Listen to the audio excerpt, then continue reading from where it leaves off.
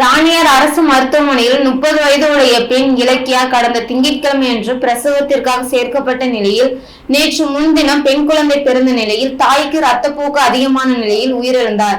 இதனை கண்டித்து உறவினர்கள் புதுக்கோட்டை ராணியார் அரசு மருத்துவமனை முன்பு ஆர்ப்பாட்டத்தில் ஈடுபட்டனர். புதுக்கோட்டை சண்முகா நகரை சேர்ந்தவர் ஐயப்பன். இவர் கார்ப்பரேட்டாக பணியாற்றி வருகிறார். இவரது மனைவி இலக்கியா 30 வயது உடையவர்.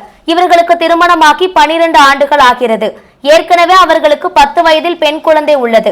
இந்த நிலையில் கணவன் இலக்கியாவை ராணியார் அரசு மருத்துவமனையில் சிகிச்சைக்காக நேற்று முன்தினம் அனுமதித்துள்ளார். இந்த நிலையில் இலக்கியாவிற்கு பெண் குழந்தை பிறந்தது.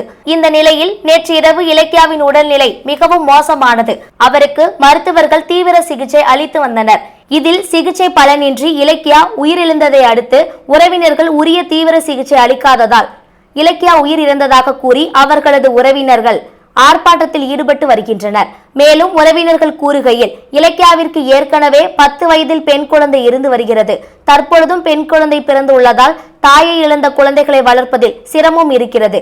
அதனால் தமிழ்நாடு அரசு குழந்தைகளை வளர்ப்பதற்கு ஏதாவது நிவாரண தொகை வழங்க வேண்டும். அதேபோல் இலக்கியாவின் பிரேத பரிசோதனையை தனியார் மருத்துவர்கள் முன்னிலையில் பிரேத பரிசோதனை